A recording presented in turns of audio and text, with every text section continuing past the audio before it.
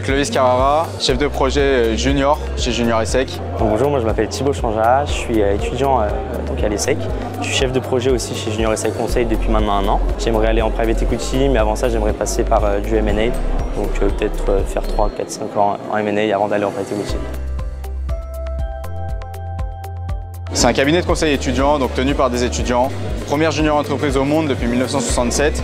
On réalise des VDD pour des fonds, mais également on accompagne différents acteurs comme l'ensemble des CAC 40 dans des études de marché, des études quantitatives, des études qualitatives. On accompagne nos clients en fait dans des démarches de croissance externe notamment, croissance interne aussi. On aide des clients pour le lancement d'une nouvelle gamme de produits, pour étudier un marché, que ce soit un marché régional, local, français ou étranger.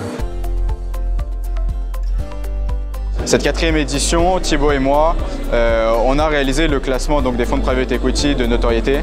Et donc pour ça, on a réalisé une enquête quantitative auprès de 700 étudiants de 14 écoles screenées dans ce classement-là, 138 calls experts avec des anciens stagiaires des fonds sélectionnés et une partie de recherche documentaire sur les critères RSE, les perspectives de CDI et tout ce qui va toucher au work-life balance et aux hard skills qui peuvent être débloqués dans les différents fonds. Il y a de plus en plus d'étudiants qui ont un point de contact en fait avec le private equity. Et donc ça, je pense que ça montre que le private equity prend de plus en plus de place dans le paysage du monde financier pour les étudiants, dans la mesure où on en a de plus en plus qui soit ont fait un stage, soit connaissent quelqu'un qui a fait un stage, ou alors ont assisté à un événement de networking, ou même sont dans des process de recrutement pour un fonds de private equity. Ce qui a eu de différent cette année, c'est globalement le positionnement de BPI-France qui s'est encore confirmé comme étant leader de ce classement-là. Et la seconde chose qui a été confirmée et qui est une évolution selon moi dans ce classement, c'est l'attractivité qu'a le secteur du private equity, qui a encore bondi de 6 points par rapport à l'édition précédente.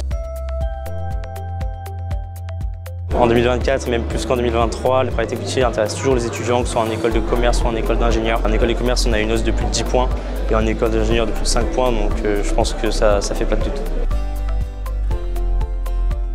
Alors cette année, comme l'année dernière, je dirais, les critères sur lesquels ils se basent pour leur choix de fonds, ça va être en premier lieu l'exposition et ensuite ça va être la culture du fonds. C'est notamment dans les fonds où les stagiaires et les juniors sont les plus disponibles et les plus facilement approchables que les étudiants se portent, puisqu'ils peuvent avoir le plus d'insight possible sur la culture du fonds et voir directement si ça leur plaît ou pas.